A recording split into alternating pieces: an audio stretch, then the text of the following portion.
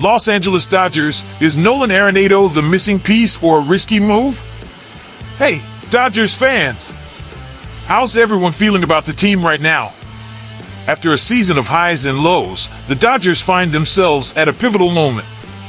On one hand, we see strategic moves that show the team is focused on immediate success, and on the other, we're left wondering about the long-term sustainability of this approach, especially with the state of the player development system.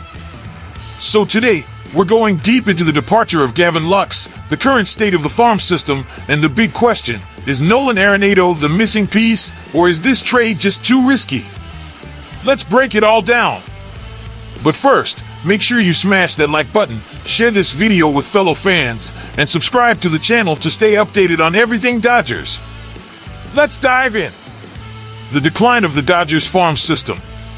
Historically, the Dodgers have been a beacon of excellence when it comes to developing homegrown talent.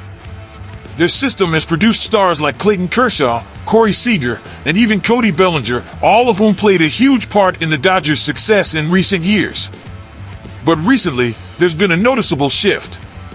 Gavin Lux's departure to the Reds for additional resources was a big signal that the team is moving away from its usual homegrown philosophy. Right now, only two position players developed by the Dodgers remain on the roster, Will Smith and Andy Pages. That's a far cry from the days when the team's roster was packed with young, homegrown talent. This raises a question: has the Dodgers farm system truly lost its strength? The truth is, no, it hasn't lost its power entirely. MLB Pipeline still ranks the Dodgers as having the fifth best farm system in baseball.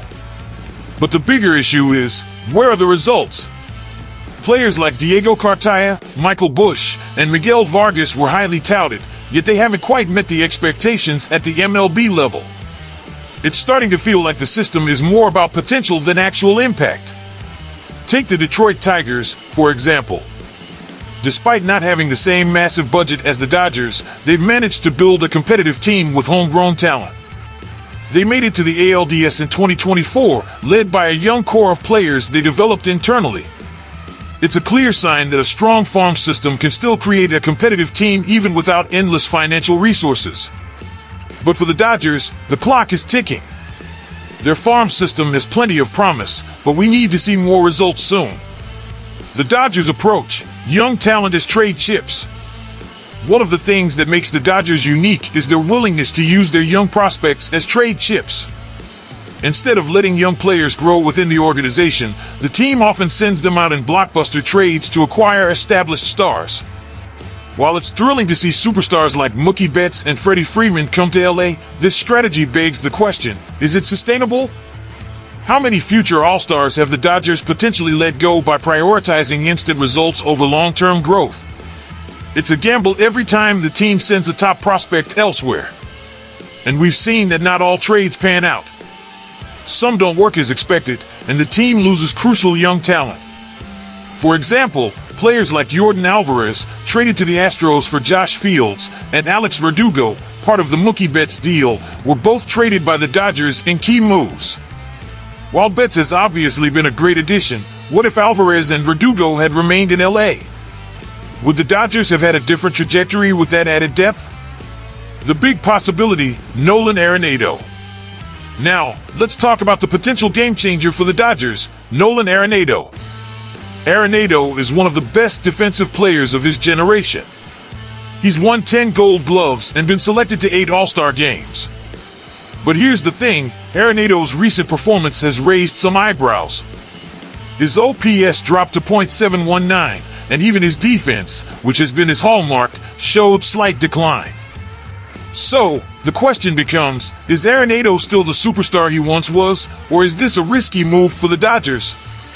The trade rumor circulating is bold, sending Tony Gonsolin, Chris Taylor, and $8.5 million to the Cardinals in exchange for Arenado. If this trade goes down, there will be some clear winners and losers. What's at stake? Losses: Tony Gonsolin has been a solid contributor to the Dodgers' rotation. While he's had his ups and downs, he's shown the ability to be a reliable arm. Chris Taylor's versatility has made him an essential piece of the Dodgers lineup. Losing both would create gaps that could be hard to fill. Benefits: Arenado would bring elite defense to a third base position that's been a weak spot for the Dodgers in recent years. Max Muncy's struggles at third base have been well documented, and Arenado would stabilize that position like few others in baseball.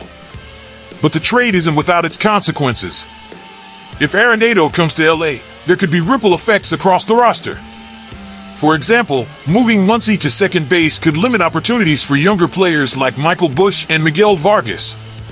Is the Dodgers' future being sacrificed for a short-term solution? Arenado, the solution or a gamble? It's clear that Arenado would elevate the Dodgers defensively.